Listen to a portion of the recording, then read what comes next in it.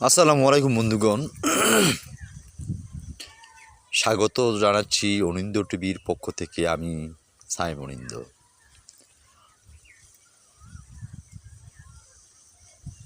অনিন্দ্য টিভির মাত্র শুরু হলো, একটি পর্ব আপলোড করেছিলাম, ভিউ হয়েছে আমার মাত্র 3জন। তো যা হোক, আমি মানুষের কাছে থাকতে চাই। আমার কথাগুলো, আমার অব্যক্ত যন্ত্রণার পদাবলীগুলো মানুষের মাঝে পৌঁছে দিতে চাই। সেই চেষ্টা আমি করে যাব ধৈর্যের সাথে, দেখি কি হয়। তো যাই হোক বন্ধুগণ, আপনাদেরকে স্বাগত জানাচ্ছি। প্রশান্ত পরাণ স্লোগানকে সামনে রেখে ইরান ইসরায়েল আমেরিকা যুদ্ধ নিয়ে আমার ব্যক্তিগত মতামত পর্ব 2। তো প্রথম পর্বে আমি আলোচনা করেছিলাম ইরান আমেরিকা ইসরায়েল যুদ্ধের ব্যাপারে। ধর্ম একটা আবশ্যিক ফ্যাক্টর, কারণ বিশ্বাস করেন, ইসলাম ধর্মকে বর্তমান আমেরিকা যে অভিজাত শ্রেণী রাষ্ট্র, যারা যারা আমেরিকা পরিচালনা করে, যারা আমেরিকার মেকার, জাতি গঠনের, জাতিসত্তা তৈরিতে এবং জাতীয় পলিসিতে যারা অবদান রাখেন,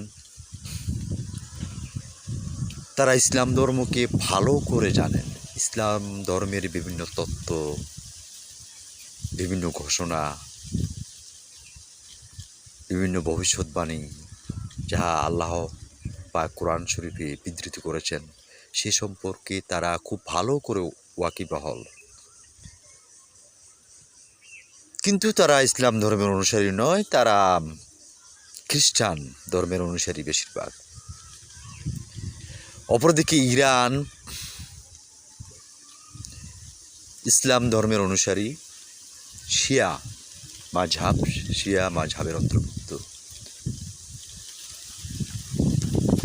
ইরান এমন একটা জাতি, সেই প্রাচীনকাল থেকে, সেই 1400 বছর পূর্ব থেকে জেনেটিক্যালি তারা জ্ঞান পিপাসু, ধার্মিক এবং অতিথিপরায়ণ, এবং প্রতিদিন, বছর, মাস, দশক, যুগ ধরে তারা ত্যাগ করতে জানে। তারা ত্যাগী। এই মানব সভ্যতার উন্নতিতে ইরানের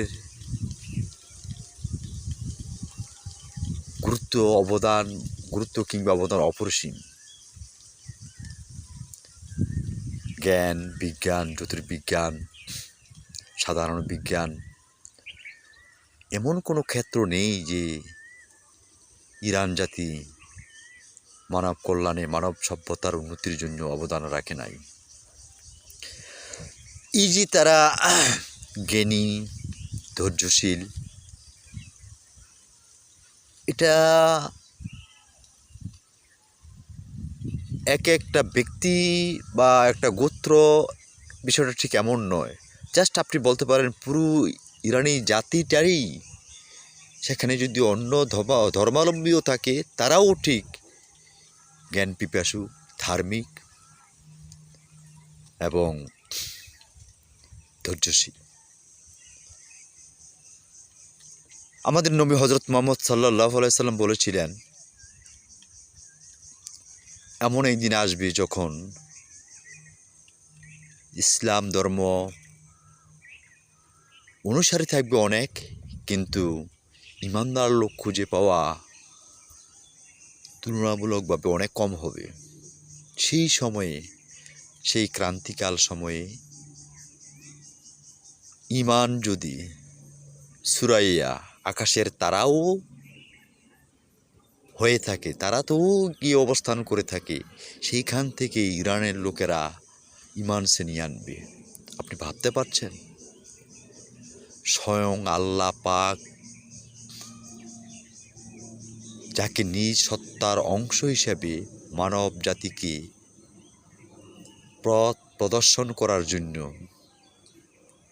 এই পৃথিবীতে পাঠিয়েছিলেন, সেই মহামানব যিনি কোরআনের বাস্তব একটা উদাহরণ।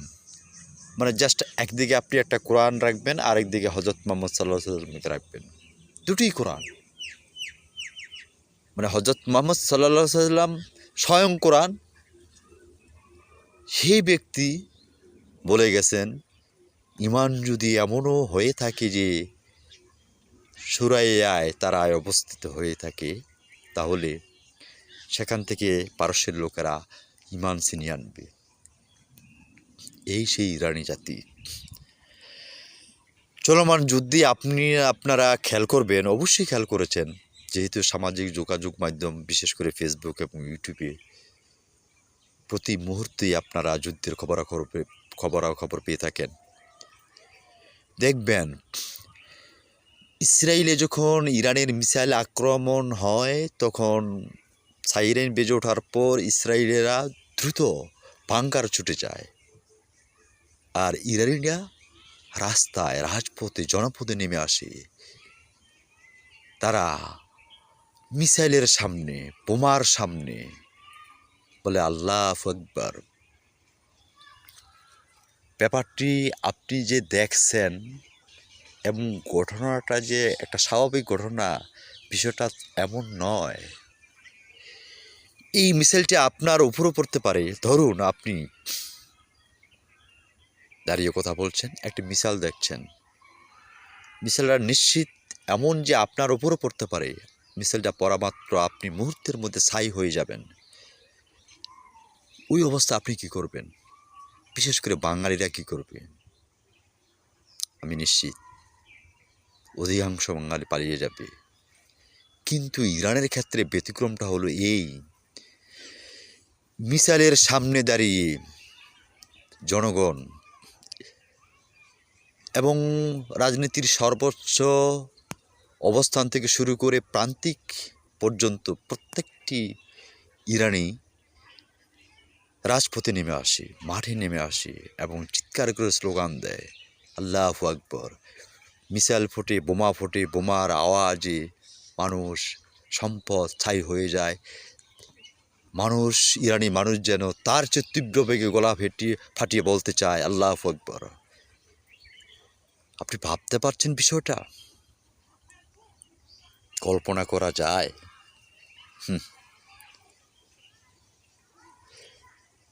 একজন মুসলিম কাকে বলে জানেন? একজন মুসলিম তার পা থেকে মাথা পর্যন্ত শরীরের ভিতরে তার হৃৎপিণ্ড, অন্তর, রূহ সব কিছু আল্লাহর উপরে সুপর্দ করবে এবং আল্লাহ যা বলেছেন সেই অনুযায়ী কাজ করবে। আর এই পৃথিবীতে একজন মুসলিমের প্রতি আল্লাহর সর্বশ্রেষ্ঠ আহ্বান হলো জিহাদ। জিহাদ, এই জিহাদের বলিয়ান যে ইরানিরা, তাদের কি মিসাইল, বোমা, পারমাণবিক বোমা কিছুতেই টলাতে পারে না, তারা রাজপথে থাকে। তাই ইরান, ইসরায়েল, আমেরিকা এই ত্রিমুখী যুদ্ধে কে জিতবে নিশ্চিত করে বলা যায়, তার উপর ধর্ম অবশ্যই একটা ফ্যাক্টর।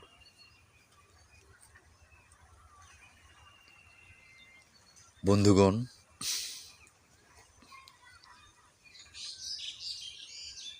ডোনাল্ড ট্রাম্প,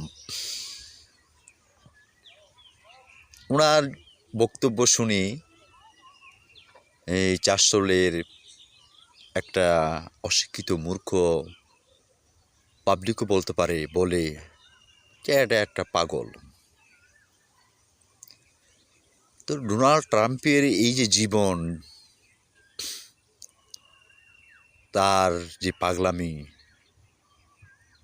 এলোমেলো কথাবার্তা, আপনি কি মনে করেন আমেরিকান জনগণরা তা জানতো না?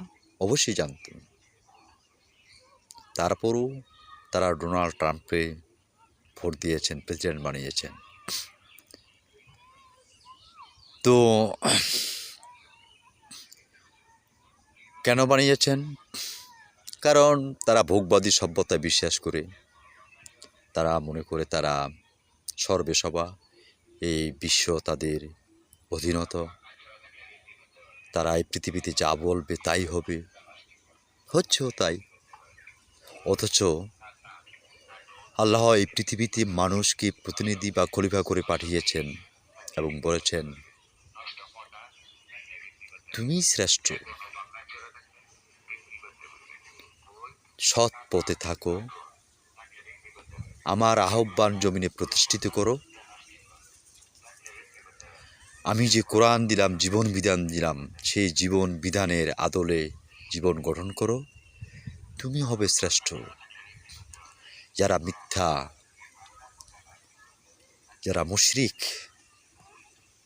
যারা ভোগবাদে বিশ্বাস করে, যারা মানবতাবাদী না, তারা তোমার অধীনস্থ হয়ে থাকবে। কিন্তু বর্তমানে আমরা বাস্তবে কি দেখছি? অধিকাংশ, এই পৃথিবীর অধিকাংশ যুদ্ধ বিগ্রহ এই মুসলমান দেশগুলোতে, মুসলমানের যুদ্ধ করে।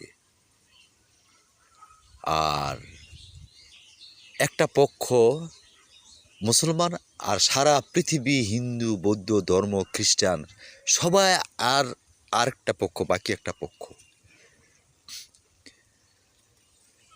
তারা কিন্তু জানছে এই যে বিধর্মী বা বিপক্ষ দল, মুশরিক পক্ষ, কোরআনের আলোকে, মুসলিম ধর্মের আলোকে, তারা কিন্তু জানছে যে মুসলিমরা আল্লাহর দল, তাদের একটা ভিত্তি আছে, তারা সত্য। কিন্তু তাদেরকে পরাভূত করে রাখতে হবে।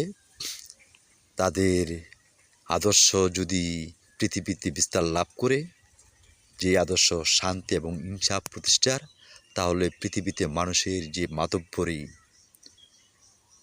জুলুম, ভোগ, এগুলো করার স্বাধীনতা থাকবে না। ধরুন, বাংলাদেশের একটা পক্ষ আছে প্রগতিশীল, যারা ধর্মের কথা শুনলেই নাক ছিটকায়। আচ্ছা, ধর্ম কেন প্রয়োজন? আমি সাধারণভাবে যা বুঝি তা বলি। ধরুন, এখানে 50 জন লোক, একটা সমাজ থাকবে, আর ওখানে 50 জন লোক আরেকটা সমাজ থাকবে। এখানে ধরেন তারা ধর্মীয় জীবনযাপন করতে ইচ্ছুক, রাজি হয়েছে, তারা ইসলাম ধর্মের, আর এরা তাদের কোনো ধর্ম নেই বা অন্য কোনো ধর্ম। বর্তমান আমরা যা দেখছি সেই ধর্মগুলোর অন্তর্ভুক্ত। তাদেরকে বলা হলো কি, জীবনযাপন করো, জমিতে ব্যবসা করো, আবাদ করো, ফসল ফলাও, ব্যবসা করো, মুনাফা করো, সুদ খেও না, সংসার জীবনযাপন করো, আল্লাহকে সিজদা করো, আর আল্লাহর পক্ষ থেকে যে ঐশী গ্রন্থ কোরআন শরীফ নাজিল করেছেন, ওই কোরআন অনুযায়ী জীবনযাপন করো। এবং এই কোরআন অনুযায়ী জীবনযাপন করতে হলে তুমি পৃথিবীতে রাগতভাবে, অহংকারীভাবে, দাম্ভিকভাবে পদচারণা করতে পারবে না। তোমাকে নত মুখে, নত মস্তকে হাঁটতে হবে, মুখে হাসি রেখে। যার সাথে দেখা হয়, পাড়া প্রতিবেশী, তাদের সাথে ভালো সম্পর্ক বজায় রাখতে হবে। তোমার আত্মীয়দের সাথে সম্পর্ক ছিন্ন করা যাবে না। এই যে দায়িত্বগুলো, সদাচার, আত্মীয়তার সম্পর্ক ছিন্ন করা যাবে না, উঁচু করে কথা বলা যাবে না, অহংকারভাবে পদচারণা করা যাবে না। এই কাজগুলো কিন্তু মানবিক গুণাবলী, কিন্তু তারপরও ইসলামে কিন্তু এগুলো ফরজ। কি করবে? ব্যবসা করবে, আবাদ করবে, সংসার করবে। সংসার করতে হলে নারীর প্রয়োজন হবে। পছন্দ মতো নারীকে বিবাহ করো, তার সাথে প্রেম করো। অন্য নারীর দিকে তাকানো যাবে না। অন্য নারীর দিকে তাকানো হারাম, পাপ। মদ খাওয়া যাবে না। এমপি হয়ে হাজার হাজার কোটি টাকা দুর্নীতি করা যাবে না। মানুষের উপর অন্যায় জুলুম করা যাবে না। এমপি হবে, মন্ত্রী হবে, প্রেসিডেন্ট হবে, জাস্ট এই 50 জন প্রজা যেমন একটা এমপি মন্ত্রী মর্যাদাও ঠিক তেমন। ধন সম্পদ, রাষ্ট্রীয় মাল, বাইতুল মাল যা জাকাত থেকে সৃষ্টি হয়, যুদ্ধ বিগ্রহের মধ্যে লাভ করা যায়, তা থেকে যতটুকু প্রেসিডেন্ট ভোগ করবে ততটুকুই ভোগ করবে একজন সাধারণ প্রজা। একজন প্রেসিডেন্ট যে ভঙ্গিতে বাজারে হাঁটবে, রাস্তায় পথ চলবে, একজন সাধারণ প্রজাও সেই ভঙ্গিতে রাস্তায় হাঁটবে, পথ চলবে।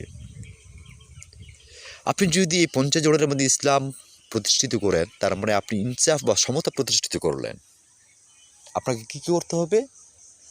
এখানে কোনো রাজা নাই, প্রজা নাই, এমপি নাই, মেম্বার নাই, চেয়ারম্যান নাই।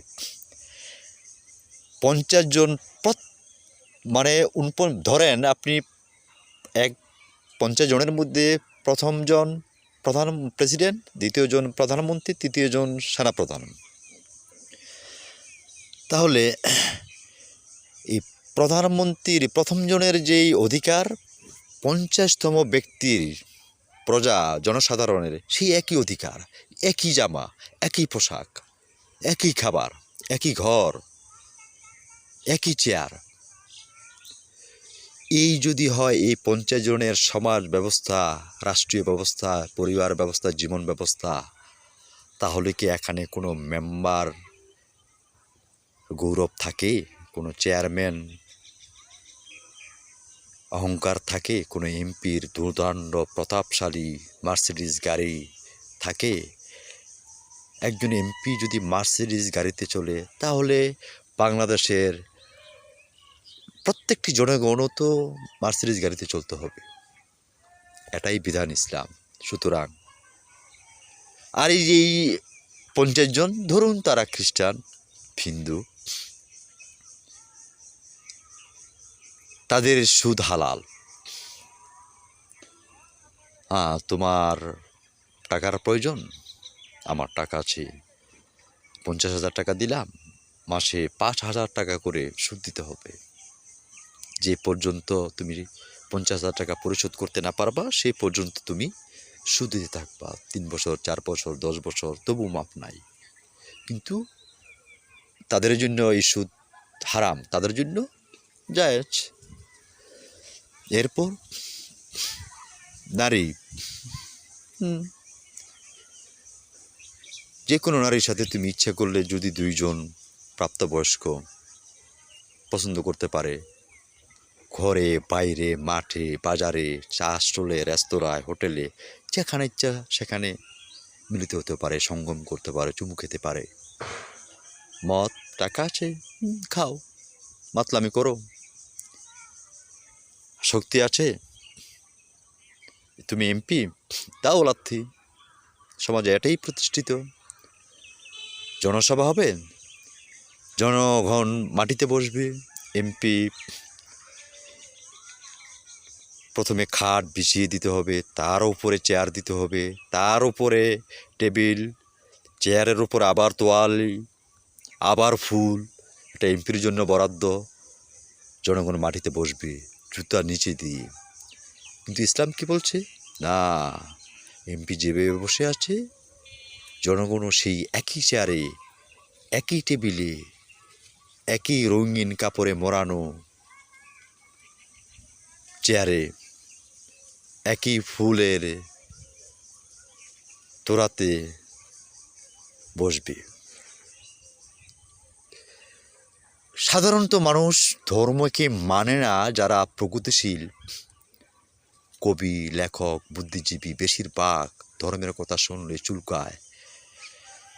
তারা ধর্মকে মানে না শুধু একই কারণে, বিশ্বাস করেন তারা আপনার চেয়ে বেশি বিশ্বাস করে যে ইসলাম ধর্ম সত্য, আল্লাহ আছেন, তিনি সৃষ্টি করেছেন, তিনি লালন পালন করেন।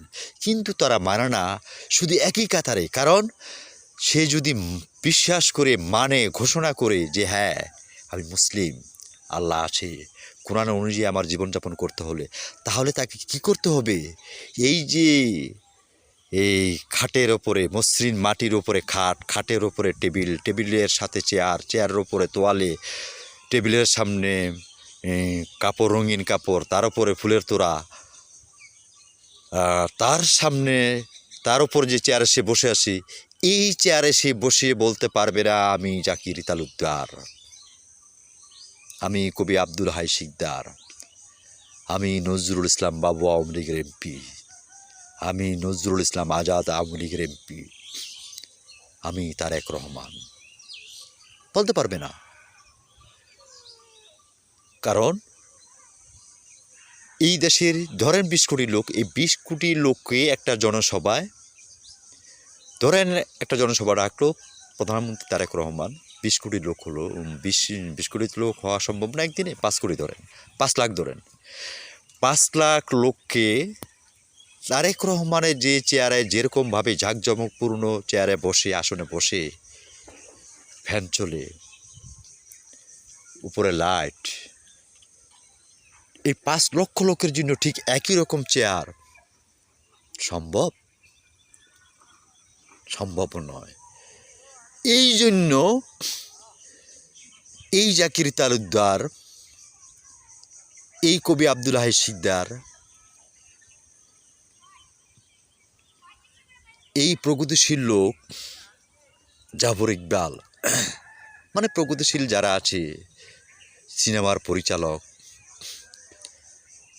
ভাস্কর্য নির্মাতা, তারা, সলিমুল্লাহ খান, তারা ইসলামকে প্রতিষ্ঠিত, সমাজে ইসলামকে প্রতিষ্ঠিত করতে চায় না শুধু একই কারণে। তাহলে ওই যে 5 লক্ষ লোকের জনসমাবেশ ডাকলে তারেক রহমান, জাকির তালুকদার, সলিমুল্লাহ খান যে চেয়ারে বসবে, যে অবস্থানে বসবে, ঠিক একই চেয়ারে 5 লক্ষ জনগণকে বসতে দিতে হবে। এটাই ইসলামের নিয়ম। যদি তা সম্ভব না হয়, এই 5 লক্ষ লোক যেভাবে মাটিতে বসবে, জাকির তালুকদার, সলিমুল্লাহ খান, তারেক রহমান, নজরুল ইসলাম আজাদ, নজরুল ইসলাম বাবু, তারা এই জনগণের মতো মাটিতে বসেই তারা বক্তব্য দেবে। বিশ্বাস করেন, শুধু এই জন্যই তারা ধর্মকে মানে না, রাষ্ট্রীয়ভাবে তারা ধর্মকে অস্বীকার করে, আর এছাড়া আর অন্য কোনো কারণ নাই। তারা নিজেরাও জানে আল্লাহ এক, পবিত্রতম সত্তা, তিনি আমাদেরকে সৃষ্টি করেছেন। তো ঠিক একইভাবে বাংলাদেশের যেমন তারেক রহমান, নজরুল ইসলাম আজাদ, নজরুল ইসলাম বাবু, জাকির তালুকদার, কবি আব্দুল হাই শিকদার বা এলিট শ্রেণী যারা আছে, ইসলামকে প্রতিষ্ঠিত করতে চায় না। ঠিক বিশ্বের দিকে তাকান, যেমন আমেরিকাই ধরেন, তারা যদি ইসলামের অনুসারী হয়, সত্যিকারে কোরআন যেভাবে বলেছে সেভাবে জীবন বিধান প্রতিষ্ঠিত করে, তারা যে তাদের ভোগবাদ প্রতিষ্ঠিত করতে পারবে না, ভোগবাদী জীবন যাপন করতে পারবে না, তারা মিথ্যা কথা বলতে পারবে না, তারা অন্যায়ভাবে কোনো রাষ্ট্রকে আক্রমণ করতে পারবে না, অন্য কোনো রাষ্ট্রের উপর স্যাংশন দিতে পারবে না বিনা কারণে। তারা একজন আমেরিকান যা অধিকার ভোগ করবে, একজন ইউরোপিয়ান, একজন আফ্রিকান, একজন শ্বেতাঙ্গ, একজন কৃষ্ণাঙ্গ একই সুবিধা ভোগ করতে হবে। তাদেরকে মাথা নিচু করতে হবে, প্রত্যেকটা রাষ্ট্রের সাথে বিনীতভাবে, নম্রভাবে, সদাচরণের সাথে কথা বলতে হবে। এটা কি আমেরিকারা মেনে নেবে? তারা মদ খেতে পারবে না, তারা সুদ খেতে পারবে না। পরিশ্রম করে ঘাম ঝরিয়ে জমি চাষ করে, প্রেসিডেন্টও জমি চাষ করবে, একজন প্রজাও জমি চাষ করবে, প্রেসিডেন্টও ঘাম ঝরিয়ে ব্যবসা করবে, ডোনাল্ড ট্রাম্পও ঘাম ঝরিয়ে ব্যবসা করবে, আফ্রিকার একজন কৃষ্ণাঙ্গ ঘাম ঝরিয়ে ব্যবসা করবে, জমি আবাদ করবে। এটা কি তারা মানবে? তারা বিবাহ বাদে একাধিক নারীর সাথে জীবনে জড়াবে, নারীকে উপভোগ করবে, সেক্সুয়াল সম্পর্কে জড়াবে, কোনো আইন নেই, বাধা নেই। দুজনে রাজি হলাম 1 ঘন্টার জন্য, 1 ঘন্টার জন্য আমরা যা ইচ্ছে তা করি।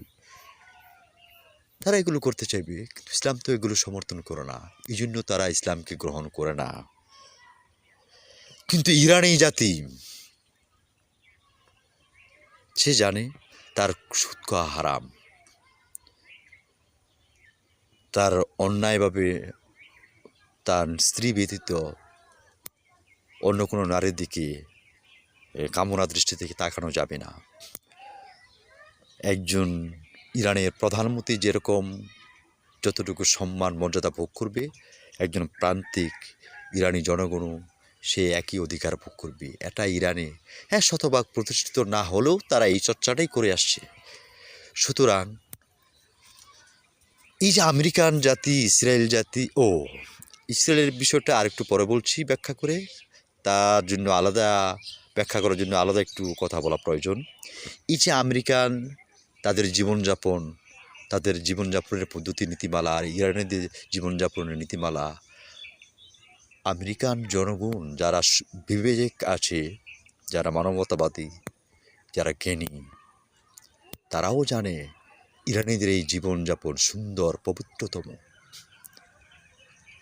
এই যে পবিত্রতম জীবনের, বিবেকের, শরীরের, মনের অধিকারী একজন ইরানি জাতি, একটা ইরানি জাতি, তার বিপক্ষে আমেরিকান জাতি যারা মদ বিলাসে, নারীতে, সুদে, হানাহানিতে সর্বশ্রেষ্ঠ, সর্বনিকৃষ্ট, তাদের সাথে যে সম্মান, মর্যাদা, দ্বৈরথ, এই দ্বৈরথটাই ইরানের সাথে যুদ্ধের মূল অন্যতম কারণ এই পৃথিবীতে। আর এই দ্বৈরথটাই সৃষ্টি হয়েছে ধর্মকে কেন্দ্র করে। সুতরাং যত যে যাই বলুক, আমেরিকার যত সত্যি ইরান মেনে নিক না কেন, আপনি বিশ্বাস করেন এই যে ব্যক্তিত্বের দ্বৈরথ, জীবনবোধের বৈরথ,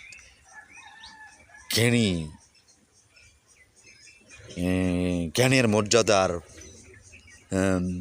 পুরুষত্বের, মহৎ জীবনবোধের দ্বৈরথ যা অঘোষিত, এই দ্বৈরথের কারণে তেল বলেন, ডলার বলেন, সব কিছু পেরিয়ে পারমাণবিক বোমা বলেন, সব কিছু যদি মিসাইলের শক্তি বলেন, সব কিছু যদি আমেরিকার কথা মতো ইরান মেনেও নেয়, তারপরও আমেরিকার সাথে ইরানের একটা যুদ্ধ হবে। কেন?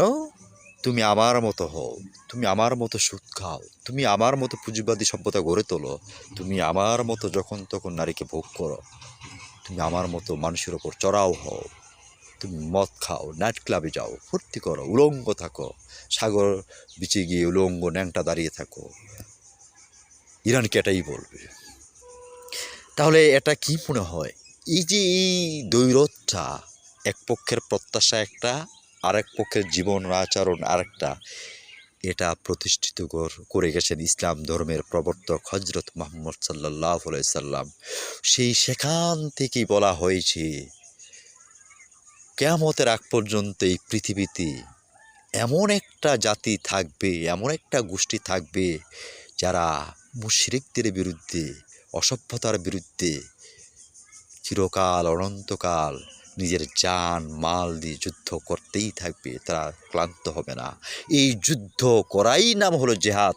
এই যুদ্ধের জন্যই দেওয়া হয়েছে সর্বোত্তম পুরস্কারের ঘোষণা, এবং আল্লাহর কাছে এই যুদ্ধের রক্তই সবচেয়ে পবিত্র।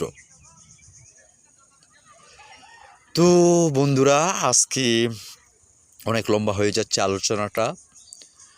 প্রশান্ত পুরাণের পক্ষ থেকে আজকে দ্বিতীয়তম পর্বে যে আলোচনাটুকু করলাম, মাত্র নতুন শুরু করলাম।